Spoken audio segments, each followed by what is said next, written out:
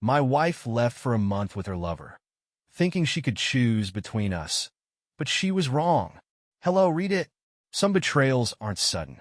They don't crash into your life with the force of a wrecking ball, leaving destruction in their wake. Instead, they creep in slowly, like water seeping into the cracks of a foundation. At first, you don't notice anything is wrong. The walls still stand. The floors don't shake. But then, one day, everything collapses, and you're left standing in the ruins, wondering how long it had been breaking before you even realized. That was my marriage. My name is James, and I'm 34 years old. I've always been the type of person who believes in commitment. I don't take love lightly. I don't start something I'm not willing to finish. When I married Anna, I did it knowing that it meant forever. I thought she had felt the same. For 6 years, I believed we were solid. We had our ups and downs, sure, but nothing that ever made me question us. We built a life together. We made plans for the future. We knew each other's habits, each other's routines, each other's unspoken thoughts. At least I thought we did. Now looking back, I wonder how much of it was real. I don't know when things started to change. That's the worst part. There was no obvious moment, no single event that told me everything was falling apart. It happened gradually, so slowly that I didn't recognize it for what it was until it was too late. Maybe it was the way she started staying late at work more often. At first, I didn't think anything of it. She had a demanding job, and late nights weren't unusual. But then, those late nights turned into weekends. Then business trips. Then moments where she'd come home, distracted and distant, like she had spent the whole day in another world and had no interest in returning to mine. I told myself it was just stress. I asked her if something was wrong, and she always said no. I believed her. Then there was her phone. Anna had never been the type to hide things. We had always been open with each other. Not in a way that meant we constantly checked each other's messages, but in the way that meant we could if we wanted to. But suddenly, her phone was always out of reach. The screen faced down. The passwords changed. If she got a notification while we were sitting together, she'd tilt the screen away before picking it up. I noticed. Of course I noticed, but I told myself not to be that guy. The paranoid husband, the jealous one. The one who jumped to conclusions over nothing. So I ignored it.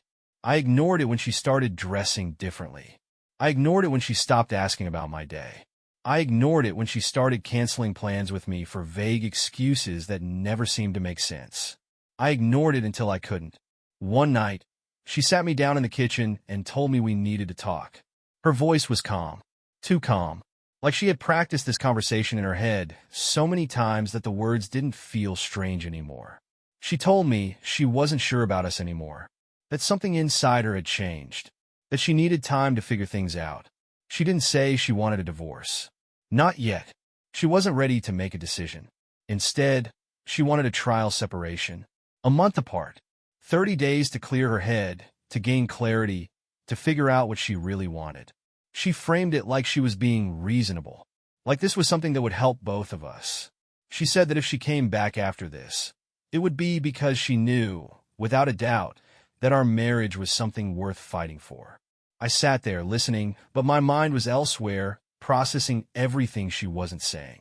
Because deep down, I already knew. She wasn't doing this to find clarity. She was doing this to confirm something she already knew. I wasn't the only one in this equation. She had someone else. I didn't ask. I didn't need to. The way she spoke, the way she carefully avoided looking me in the eye, the way she framed this entire thing as something logical instead of emotional, it told me everything.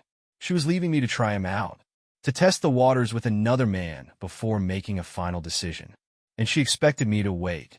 She thought I would sit here, in this house we built together, counting the days until she returned to tell me whether or not I was good enough for her. I had always been the steady one, the reliable one, the man she could count on, the man she could return to. That was what she saw when she looked at me. Stability. Safety. She had no idea who she was dealing with. Because while she was busy making her choice, she had no idea I was about to make mine. The silence in the house was suffocating.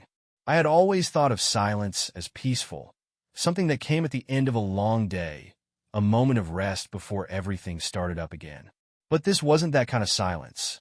This was the kind that followed something unfinished, the kind that carried unspoken words, unanswered questions, and an emptiness that felt like it had a physical weight. Anna had left. She had walked out of our house, taking just enough of her things to feel temporary. The rest of her life, her clothes, her books, her favorite coffee mug, those all remained. It was a calculated move, a way of telling me, I'm not really gone yet. But she was. I could still see her standing in the kitchen that night, telling me she needed time, that she needed clarity, that she wasn't sure anymore. I had replayed the conversation in my head 100 times, dissecting every word, searching for something I had missed.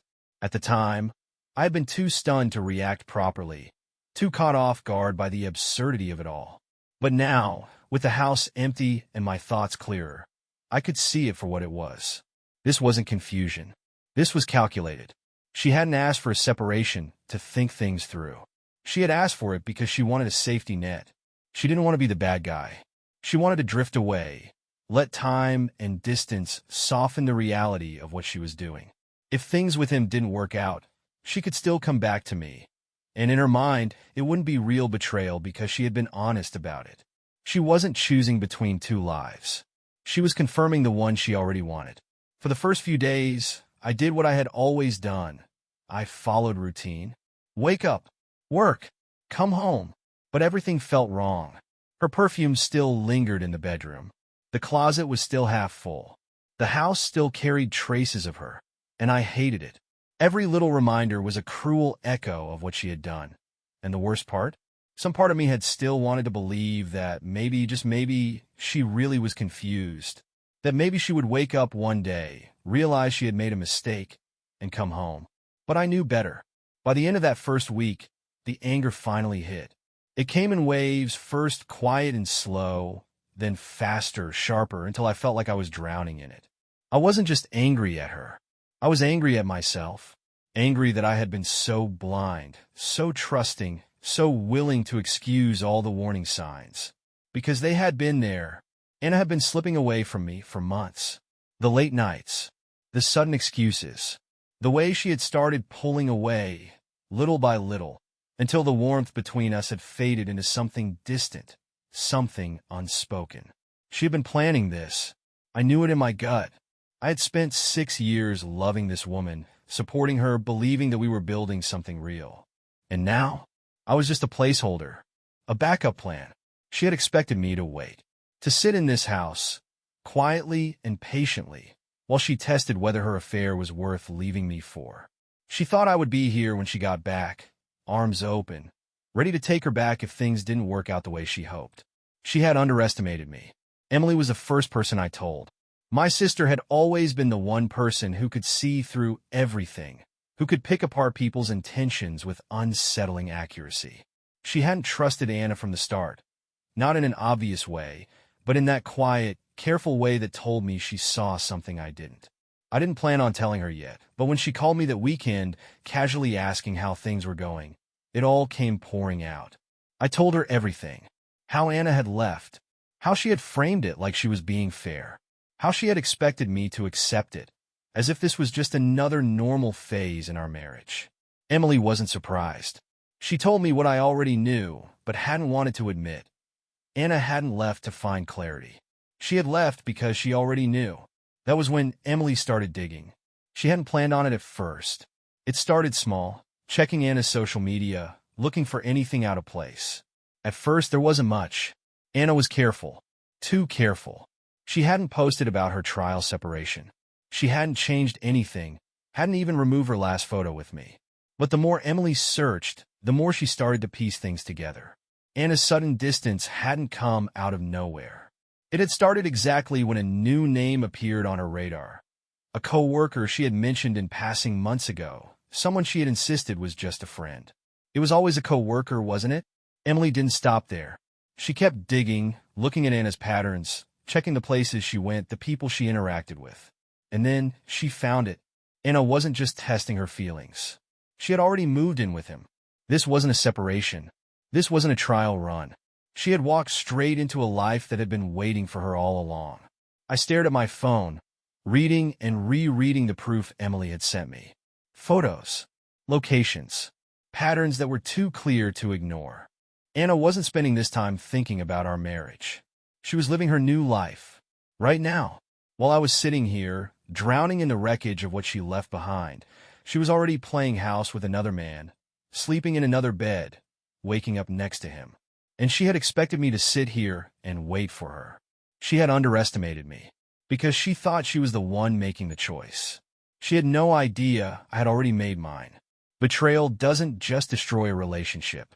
It destroys the version of yourself that once trusted, that once believed in something unshakable, that thought love was built on loyalty, respect, and time. I wasn't that person anymore. The night Emily sent me the proof, something inside me shifted. It wasn't just heartbreak anymore. It wasn't confusion or sadness or anger. It was clarity. It was the realization that I had been discarded long before Anna had walked out that door, that she had been unraveling our marriage thread by thread while I had stood there, blind to what was happening right in front of me. I sat alone in the dark, scrolling through the pictures Emily had found. Anna and him, sitting in an outdoor cafe, laughing together over coffee like they had done this 100 times before. Anna walking into an unfamiliar apartment building, using a key, stepping inside like she belonged there. This wasn't new. This wasn't recent. This wasn't a mistake. She had set up an entire second life behind my back, carefully and deliberately, waiting for the right moment to step fully into it. She had planned this. She had told me she needed time, that she needed space to think, that she wasn't sure what she wanted anymore. But she hadn't been confused. She had just been making sure things with him were secure before she let go of the last piece of our life together. She had been careful. No suspicious texts, no unexplained charges, no dramatic changes in routine. But she hadn't been careful enough because she had underestimated Emily, and she had underestimated me. I should have been furious. I should have thrown something, broken something, screamed into the emptiness of this house she had left me in. But I didn't. Instead, I sat there completely still as the cold realization settled in. I wasn't waiting for her anymore. I wasn't sitting in the wreckage, hoping she would come to her senses. I wasn't going to be the man who begged for an explanation, who let her drag me along until she was ready to cut the cord. She had already made her choice. She just hadn't told me yet. That was fine, because now I had made mine too. For the next few days, I didn't call her. I didn't text. I didn't ask how she was doing or pretend I was still playing the role of the devoted husband waiting for her grand return. Instead, I started preparing for what came next. Emily told me to confront her, to send her the photos, to demand she admit what she had done. But I didn't want an apology. I didn't need her to explain. I already knew what she would say. She would cry, tell me she didn't mean for it to happen like this, that she had been confused and just needed time. No, I didn't want her guilt. I wanted her to lose. Anna thought she had all the power. She thought she could step away from our life, try out a new one, and then return when it suited her. She thought she had time. She thought she was the one making the choice. She was wrong. The first thing I did was meet with a lawyer. Not just any lawyer, a damn good one. A divorce attorney who specialized in cases where one spouse tried to manipulate the situation to their advantage. I laid everything out, our assets, our home, our finances. I told him about the trial separation, about how she had framed it as temporary, all while secretly moving in with another man. He didn't hesitate. We started filing immediately. While Anna was playing house with him, thinking she had me on standby, the papers were already being drawn up. But I wasn't done yet. I closed our shared bank account, not out of revenge, but because I wasn't about to let her use our money to fund her fantasy life. I had no idea if she was still dipping into it, still pretending things were normal, but I wasn't taking the risk. She had already taken enough from me. She wasn't going to take another cent. Then I packed her things, every trace of her, every piece of clothing, every book, every sentimental item she had left behind, as if this was just a temporary pause in her life rather than a permanent ending. It all went into boxes, neatly packed away like she had never existed in this house at all. And finally, I changed the locks. When she finally decided to check in, to see how I was handling things, she would find herself locked out of the home she had abandoned. She would find herself staring at divorce papers instead of a husband still waiting for her. She thought she was in control. She had no idea that I had already rewritten the ending. The day I changed the locks, I felt something shift inside me. It was a quiet but definite moment of clarity, a realization that I was no longer trapped in the waiting game Anna had set up for me. She had walked out believing she had control over how this story would end, believing that she could come back when she was ready, expecting that I would still be standing in place, waiting for her decision. She had no idea that while she was out testing her new life, I had already erased her from the one she left behind. 2 weeks passed, and she was silent. Not a single text, not a single call. I had expected it. She was fully immersed in the life she had chosen, indulging in the excitement of something new, believing she had the freedom to decide her future on her own terms. But I had already decided mine. The divorce papers were nearly finalized, the legal ties between us being cut piece by piece, the home and finances already separated. Soon, there would be nothing left connecting us except memories, and even those were starting to feel less real. Emily had warned me that Anna would come back the moment she sensed I wasn't waiting. At first, I wasn't sure she was right. Anna had always been convinced of her own choices, believing she was too smart to miscalculate. But what she hadn't considered was that the fantasy she had been chasing wouldn't be as perfect as she had imagined. The first text came on a quiet Sunday afternoon, appearing on my screen like a ghost from another life. It wasn't dramatic or emotional, just a casual question, a weak attempt at keeping the door open. She asked how I had been, told me she had been thinking about me, sent messages that carefully avoided acknowledging everything she had done. It was as if she was trying to gauge where I stood, to see if I would still respond the way I used to, if there was still a place for her in my life. I ignored it. The messages became more frequent. She started asking if we could talk, telling me she missed me, telling me she regretted how things had played out. Then, finally, she admitted it, she had made a mistake. She had thought she was making the right decision, but things hadn't turned out the way she expected. I almost laughed when I read it. A mistake. That was what she called it. Not betrayal. Not selfishness, not the slow, deliberate process of dismantling a marriage she had once promised to protect. Just a mistake, as if she had simply miscalculated, as if she had taken a wrong turn and could now just backtrack and correct it. She had finally realized what I had known from the beginning. The life she had abandoned me for wasn't what she had hoped. The excitement had worn off. The man she had left me for had settled into his reality, and suddenly, she saw the cracks in him that she had ignored before. And now, she was trying to return to the life she had thrown away. She had assumed she could come back whenever she wanted, that I would still be waiting, still holding on to hope, still desperate to have her choose me.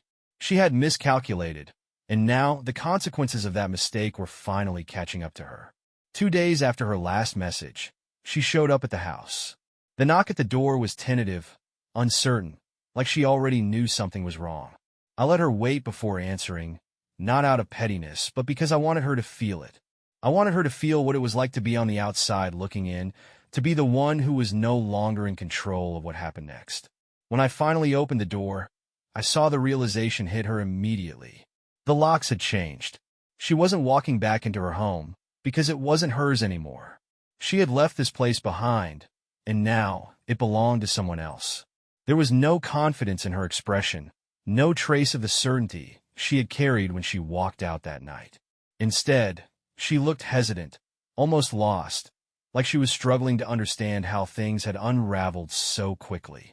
She had walked away believing she was upgrading her life, but now, standing on my doorstep, she looked like someone who had just realized she had gambled everything and lost. I didn't invite her in. I didn't move to make this easier for her. I let her stand there, waiting for her to say what she had come to say, waiting for her to struggle through the explanation she had likely rehearsed in her head before coming here. She told me she regretted it. She told me she had needed time to figure things out, but that now she understood what she had walked away from. She thought I would be willing to listen, to hear her out, to let her rewrite the story in a way that made her look like the victim of a bad decision rather than the architect of her own destruction. But there was no going back. I stood there as she spoke, waiting for something inside me to stir, waiting for even a fraction of the old emotions to return. But they didn't. The love, the pain, the anger, It had all faded into nothing. She had spent months deciding whether or not I was good enough for her. She had treated me like an option, something she could set aside and return to if things didn't work out the way she hoped. But the choice had never been hers. It had been mine, and I had already made it. I stepped back, closing the door without another word. As I stood there, staring at the closed door, I felt something I hadn't felt in a long time. Peace. I wasn't angry. I wasn't hurt. I wasn't waiting anymore. The woman standing on the other side of that door wasn't my wife. She wasn't the person I had once loved. She was just someone who had walked away from something real, believing she could come back when it was convenient. But that door wasn't opening again. Not now. Not ever. She had left believing she had all the power. She had thought she could decide my future. She had never realized that she had been irrelevant to it all along, and had left thinking she was in control. She had convinced herself that she had options, that she could take a risk without truly losing anything, that no matter how things unfolded, she would land safely. She thought she could try out a new life, and, if it didn't live up to her expectations, she could return to the one she had so easily discarded. She had been wrong. The look on her face when I closed the door on her was something I would never forget. It wasn't just shock, it was fear. Fear of realizing, maybe for the first time, that she had truly lost me. She had spent so much time believing I would wait, believing she could walk back into my life whenever it suited her, that it had never crossed her mind that I might move on first. And I already had. She didn't leave that night right away. I heard her footsteps linger outside, pacing, hesitating, as if she thought I might open the door again. But I didn't. Minutes passed, and then finally, I heard her car start. I didn't watch her leave. I didn't need to. She was already gone. The next day, the messages started again, but this time, they were different. They weren't just vague apologies or weak attempts to check in. They were desperate. She begged me to talk to her, to hear her out, to give her a chance to explain. She told me she had made a mistake, that she had been confused, that she had convinced herself that she needed to explore something new when, in reality, she had everything she needed right in front of her. She said she understood now, that she knew what she had done was wrong, that she wanted to make things right. But I wasn't interested in explanations. There was nothing left to explain. She had already explained herself the night she walked out of this house, the night she packed her bags and stepped into another man's life, fully believing she could return to this one if things didn't go the way she wanted. She had made her choice, and now she had to live with it. Emily had been right all along. She had told me that Anna would only realize what she had lost when it was too late, that she would come crawling back not because she truly loved me, but because she had failed to replace me, that the fantasy she had chased had crumbled the moment it became real, and now she was searching for the safety she had once taken for granted. But I wasn't her safety net. I ignored her messages. I ignored the missed calls. I ignored the emails where she poured out everything she should have said before she left. I didn't even read most of them. I didn't need to. They weren't for me. They were for her. A way to ease her own guilt, to rewrite her own story in a way that didn't make her the villain. But I wasn't interested in helping her do that. She wasn't my problem anymore. 2 weeks later, the divorce was finalized. The last legal tie between us was severed, and just like that, everything was over. No more marriage. No more shared life. No more waiting. I expected her to stop reaching out after that, to take the finality of the divorce as a sign that there was no coming back. But she didn't. She showed up again. It was late, almost midnight, when I heard the knock on the door. This time I knew exactly who it was before I even looked. She hadn't learned. She still thought there was something to salvage, still believed that if she just tried hard enough, she could convince me to let her back in. I opened the door, not because I wanted to hear her out, but because I wanted to end this once and for all. She looked worse than the last time I had seen her. There was no confidence left in her stance, no self-assurance in her expression. She looked tired, worn down, like the weight of her choices had finally caught up to her. She told me she had ended things with him. She told me that she had been wrong about everything. She told me that leaving was the biggest regret of her life. I didn't feel anything when I heard those words. Not anger, not sadness, just indifference. She had spent so much time deciding whether or not I was good enough for her, weighing her options, testing the waters, believing she had the luxury of choice. But I had already made mine. I told her it was over, that there was nothing left for her here, that the life she had abandoned didn't exist anymore. She begged. She cried. She asked if we could at least talk, if we could try to fix things, if I could give her one last chance. But I had nothing left to give her. She left that night with nothing. No closure, no comfort, no reassurance that she wasn't the one who had lost. She had gambled everything, and she had lost. Anna didn't take rejection well. She had never been the type of person who accepted consequences, never truly believed she could lose anything. She had built her life around the idea that she was always in control, that no matter what mistakes she made, she would always have a way to fix them. She thought she was untouchable, that she could do whatever she wanted and still land safely. But that night, when she stood at my doorstep and realized I wasn't letting her back in, I saw something crack inside her. For the first time, she understood. She had lost. She waited for me to change my mind. I could see it in the way she lingered, shifting from one foot to the other, searching for the right words, the right plea, the right way to manipulate the moment into something she could salvage. The old version of me, the man she had walked out on, might have caved. He might have let her in, let her explain, let her twist the truth in a way that made it easier for her to live with herself. But I wasn't that man anymore. That man had died the moment she walked out of our home to test her new life with someone else. I wasn't interested in explanations. I wasn't interested in her regrets. She had spent months deciding if I was good enough for her, believing she had the luxury of choosing between two lives. But she had never understood the truth. The choice had never been hers. It had always been mine, and I had already made it. She must have seen it in my eyes, because eventually the fight drained from her posture. Her shoulders slumped, and for the first time since this entire ordeal had started, she looked small, weak, like she was realizing, maybe for the first time in her life, that she had truly ruined something she could never get back. Without another word, she turned and walked away, disappearing into the night like a stranger. I didn't watch her go. That was the last time I ever saw her. For weeks after, the messages kept coming.